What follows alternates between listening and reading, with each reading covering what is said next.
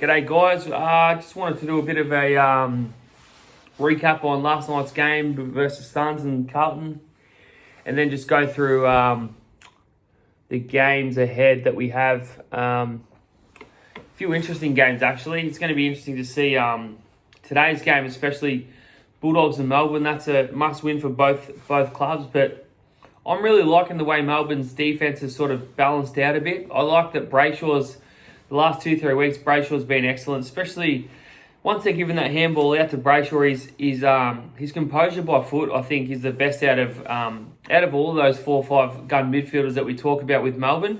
I just think it's the same problem we're talking about. They all have the same type of attributes, and they're in and under, really contested type players, those 4 or 5, but the way they've balanced it out, if they can balance it out, and I use an example as Richmond, and I use an example as Trent Cotchin. If Melbourne can balance out their team and have, say, whoever it is, if it's Viney or Oliver, a little bit more defensive, have Brayshaw on the outside because I think Brayshaw is the best weighted kick out of those 5 in the midfield. So I think if they can just balance it out and not have too many of those 3-4 mids all going in for the contested ball and spread it out, have one balance, like I said, Trent Cotchin, if you have a look at Trent Cotchin's numbers, his numbers have gone down significantly. He's now more a defensive type pressure type player, and also with Trent Cotchin, while we're on that topic too, he's moving the best I've seen him. Honestly, I don't know if he's doing yoga or if he looks like he's bouncing like a cat. Have you seen his turn of foot? Last week, that is the best I've seen him move in his whole career. So, I don't know if he's doing Pilates or whatever you're doing, Trent, but your sidestep and the way he tackles, he just bounces up like a cat. But yeah, as an example, Melbourne's midfield, I really think that if they can just balance it out like Richmond, have your defensive type player, have your outside type player, your contested bull like Oliver and Viney and that, balance it out. I think Melbourne on paper, they've got a scary team on paper. I'm really liking Stephen May as well. He's been pretty consistent the last couple of weeks. He even by foot come out of that back line. It's pretty rare for a bloke that tall. His kicking is phenomenal, but at times he makes a few bad decisions. But the last few weeks he has been excellent. The bomb was fantastic last week. His centre clearances were excellent. The battle of the midfields, whose midfield's better? For me, I can't pick, to be honest. It's tough, but that's one thing we'll be looking forward to seeing today is how the midfields are going to go against each other. Next game we've got is Port Adelaide Hawthorn. I'm a bit suspect with Ken Hinkley and Port Adelaide, to be honest. I feel like Ken Hinkley's and Port Adelaide, they've always started really well.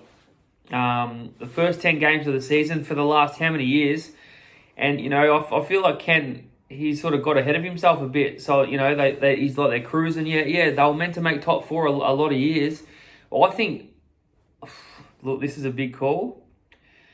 But Ken Hinkley's, these last 10 to 12 games, his team has always, they've fucking died. So I'm a bit suspect. I think Port Adelaide's game plan and game style is too quick. They play too quick a footy, and I feel like they can't see out the back end of the year. I feel like they fatigue a lot. This is what I'm putting it down to. I feel like they love taking the game on. They love running, carrying, and they play that fast type of brand football. But can they sustain that over 22 weeks? That's the question. And Port Adelaide have always started really well, and everyone goes, yep, top 4.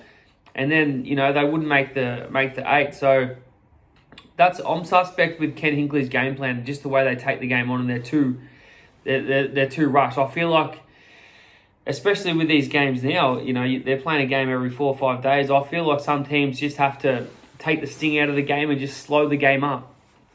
Chip around. If you're going to win, if you're winning, you're up by 30 points, slow the game down for next week. It's all about, bringing different players in. I think Geelong have structured that really well. Sometimes they wouldn't even play Dangerfield in the midfield just to get him a rest and just to balance everything around. Ken Hinkley can't just go in with his same with GWS. You can't go in with your same type of mids when you're backing up games, 3, 4, 5 days. You got to rotate it around.